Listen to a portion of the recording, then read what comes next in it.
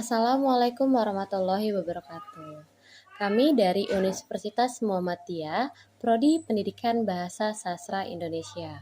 Izinkan kami memperkenalkan terlebih dahulu. Kami dari kelompok 3 terdiri dari 3 anggota. Anggota pertama saya sendiri Fitriana Rahmalubis, anggota kedua ada Nahda Syarifah, anggota ketiga Sri Wulandari. Syukur alhamdulillah senantiasa kami panjatkan kehadirat Allah Subhanahu wa taala yang telah melimpahkan rahmat dan karunia-Nya sehingga kami dapat menyelesaikan video ini guna memenuhi tugas kelompok untuk mata kuliah Sejarah Sastra Indonesia dengan judul Sastra Lama. Dosen pengampu Ibu Nori Anggraini MPD. Sastra lama adalah karya-karya yang dihasilkan oleh sastrawan pada zaman dahulu. Karya sastra lama berupa prosa lama, puisi lama, dan drama lama. Karya sastra lama memiliki ciri-ciri sebagai berikut. 1. Istana sentris, cerita mengenai keluarga istana. Kedua, statis, perubahan secara lambat. Ketiga, bentuk karangan terikat pada bentuk yang sudah ada, pantun dan syair. Yang keempat adalah anonim, karya sastra yang tidak diketahui atau disebutkan pengarangnya. Kelima, bersifat rekaan atau imajinatif. Jenis karya sastra ada 3, yaitu 1. Puisi lama, kedua prosa lama, ketiga drama lama. Puisi lama merupakan puisi yang dihasilkan sebelum abad ke-20, sehingga puisi ini cenderung memiliki aturan dan bermakna yang sering digunakan saat upacara adat. Hakikatnya, puisi adalah curahan perasaan si penciptanya, sehingga keberadaan suatu puisi ini tidak terlepas dari keberadaan pikiran, perasaan, dan lingkungan si penciptanya. Ciri-ciri puisi lama ada 5. Yang pertama, berisi puisi rakyat dan tidak ada nama pengarangnya. Dan yang kedua, disampaikan dari mulut ke mulut atau yang disebut sastra lisan. Dan yang ketiga, berisi cerita kerajaan, fantastis, dan istana sentris. Dan yang keempat, masih terikat aturan seperti jumlah baris setiap bait, sajak, serta jumlah suka kata pada setiap baris. Dan yang terakhir, menggunakan majas, tetap, dan klise. Puisi lama ini terbagi menjadi beberapa jenis. Dan yang pertama ada pantun. Pantun adalah puisi lama yang mempunyai sajak AB pada baitnya. Setiap bait terdiri atas 4 baris dengan setiap barisnya terdiri dari 8 sampai 12 suka kata. Pada 2 baris awal disebut dengan sampiran, sementara pada 2 baris akhir adalah isi. Contoh pantun peribahasa. Ke hulu memotong pagar, jangan terpotong batang durian. Cari guru tempat belajar, jangan jadi sesal kemudian. Karet-karet kayu di ladang, hendak dibuat hulu cangkul. Berapa berat mata memandang, berat lagi bahu memingkul. Harapkan untung mengamit, kain di badan didadakan. Harapkan guru di langit, air tempayan dicurahkan. Dan yang kedua, talibun. Talibun adalah pantun genap yang tiap baitnya terdiri dari 6 hingga 10 baris. Dan yang ketiga, ada syair. Nah, kata syair ini berasal dari bahasa Arab, yakni syair, yang berarti perasaan yang menyadari, kemudian berkembang menjadi syiru yang berarti puisi. Dalam pengetahuan umum, biasanya syair menggunakan sajak dan berisikan mengenai nasihat atau cerita seorang tokoh besar. Syair biasanya diawali dengan beberapa kata klise.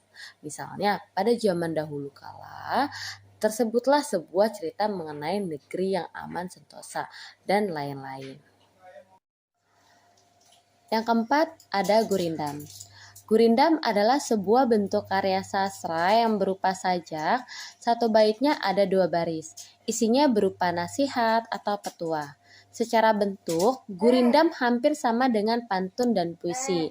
Perbedaan gurindam dan pantun ada pada baris pada tiap baitnya. Dalam satu bait, pantun memiliki 4 baris dalam setiap baitnya. Yang kelima, saloka. Saloka adalah salah satu jenis puisi lama yang hampir sama dengan pantun, bisa disebut juga dengan pantun berkait. Pada baitnya akan terdapat keterkaitan, misalnya pada baris kedua, bait pertama menjadi baris pertama bait kedua, dan baris keempat, bait pertama menjadi baris ketiga bait kedua. Meskipun begitu, akhiran bunyi atau rima haruslah sama. Yang keenam ada Karmina, yaitu pantun yang isi baris dan katanya pendek. Yang terakhir, mantra. Mantra adalah salah satu karya sastra Melayu yang isinya dianggap memiliki kekuatan gaib. Kekuatan gaib ini disebut-sebut dapat menyembuhkan penyakit atau mendatangkan celaka bagi seseorang. Maka dari itu, masyarakat Melayu, keberadaan mantra ini tidak hanya sekedar karya sastra saja, tetapi juga berkaitan dengan adat kepercayaan. Pengertian prosa lama adalah prosa yang lahir dan hidup dalam masyarakat lama Indonesia, yakni masyarakat yang masih sederhana dan terikat oleh adat istiadat. Karya yang dihasilkan secara bersifat moral, pendidikan, nasihat, ajaran agama, adat istiadat, dan cara tulisan tidak terikat oleh aturan. Ciri-ciri prosa lama yakni 1. Prosa lama bersifat statis. 2. Defensif yang sedikit. 3. Jenis prosa ini bersifat tradisional. 4. Bersifat anonim. 5. Tidak memperhatikan sejarah atau perhitungan waktu. 6. Bahasanya bersifat klise. 7. Bersifat istana sentris.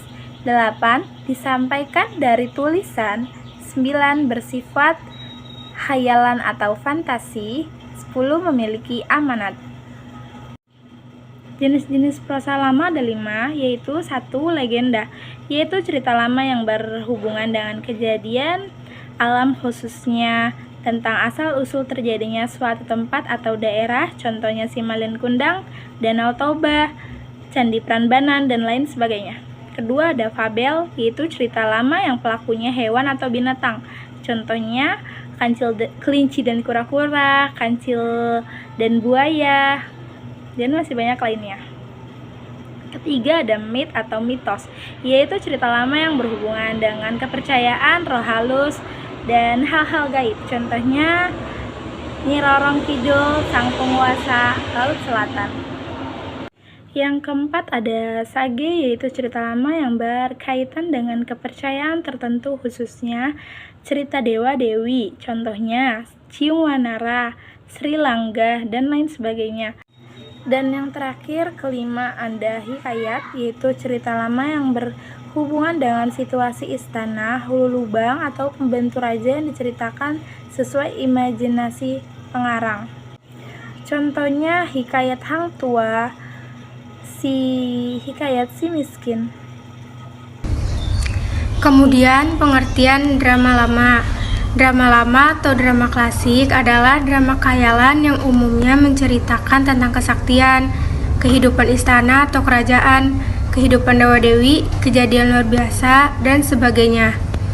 Ciri-ciri drama lama yaitu ada pementasan terbuka di lapangan atau di halaman rumah, pementasan sederhana, dan ceritanya turun-menurun.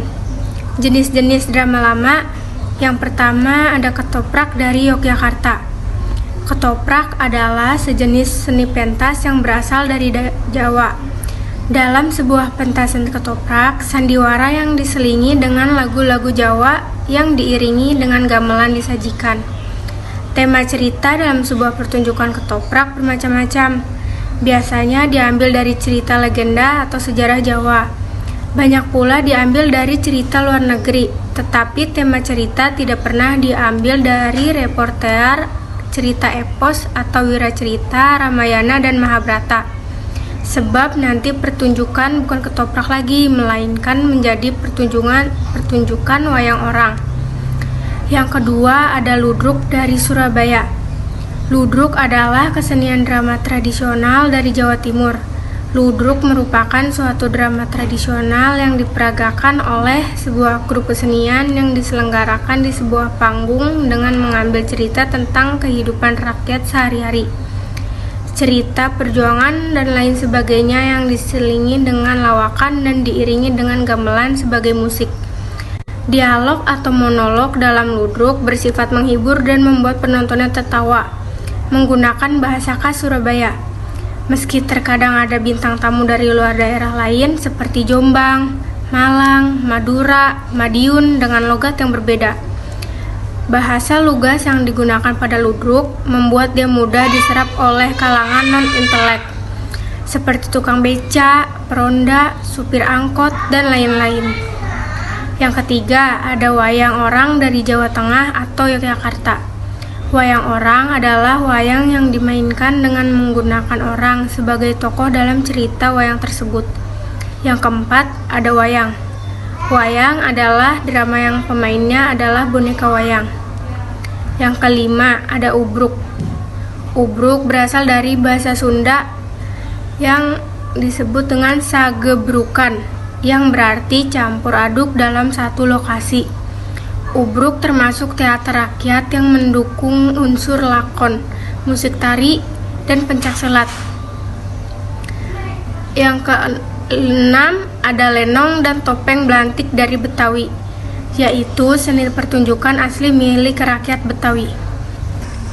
Jika disimpulkan, isi dari karya sastra lama ini masih relevan dengan kehidupan saat ini.